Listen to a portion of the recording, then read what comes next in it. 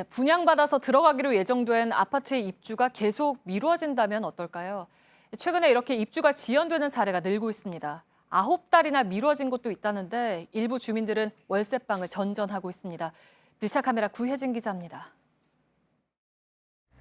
지난해 4월 말 입주가 예정이었던 아파트입니다. 하지만 지금도 아파트 안에는 들어갈 수가 없는데요. 9개월이 넘게 입주가 지연이 되고 있는데 어떻게 된 일인지 알아보겠습니다.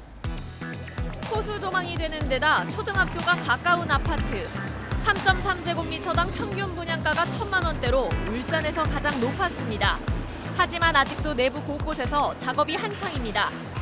빗물이 지나는 관 아래엔 배수시설이 없습니다. 석재가 시공돼야 할 벽면은 화재에 취약한 드라이비트가 붙었습니다.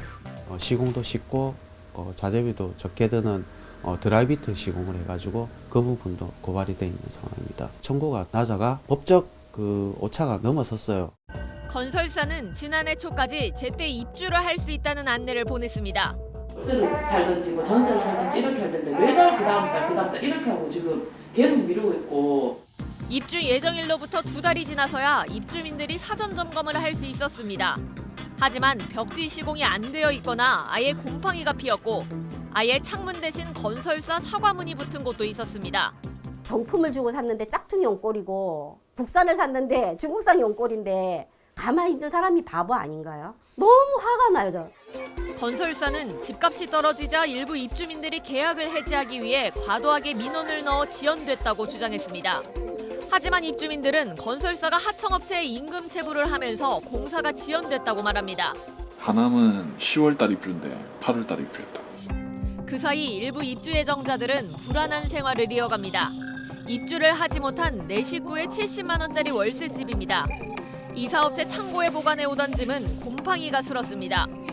방 하나가 짐으로 가득 차 거의 창고로 쓰이고 있습니다. 이 바깥쪽에 복도에도 보면요, 짐이 천정까지 쌓여 있고요. 이 박스마다 무엇이 안에 들어있는지 그때그때 찾기 위해서 메모지들을 붙여놨습니다. 이 안방에도 좀 따라와 보시면요, 이 입구부터 짐이 잔뜩 찬 게 보입니다.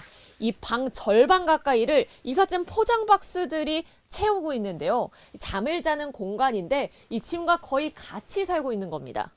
집에 오면 저 박스가 나한테 쓰러질 것 같아요. 초등학교에 들어갈 아이를 둔 부모는 더 불안합니다. 2월 달에 다시 이사를 가야 되니까 입학 통지서를 받아야 할지 아니면 거기서 솔직히 뭐 언제 입주가 될지도 모르고. 가정 불화로도 이어집니다. 이 집을 솔직히 제가 분양을 받자 해서 받아가지고 저희 남편이 가정이 풍지박산나게 생겼어요. 진주의 한 아파트입니다. 예정된 입주 날짜보다 한 달이 넘었습니다. 하자가 많아 사전 점검만 3번이나 진행했기 때문입니다. 하지만 입주 예정자들은 이번 달 입주하는 것으로 합의했습니다. 당장 갈 곳이 없어 어쩔 수 없었다는 겁니다. 3차 사전점검 때 뭐 확실하게 보상이 이게 된 것도 아니지만은 뭐 어느 정도 되면 그냥 들어가서 살고 싶다 이런 분위기였어가지고. 분양 표준계약서에 보완이 필요하다는 주장도 제기됩니다. 입주 지연이 예상될 경우 미리 알리게 하거나 계약을 해지할 수 있는 길을 열어야 한다는 겁니다. 법에 걸리지 않을 만큼은 했다는 거예요. 그게 나쁜 거죠.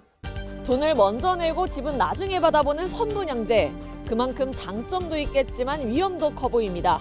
소비자의 권익 개선을 위한 제도 개선이 필요합니다. 밀착 카메라 구혜진입니다.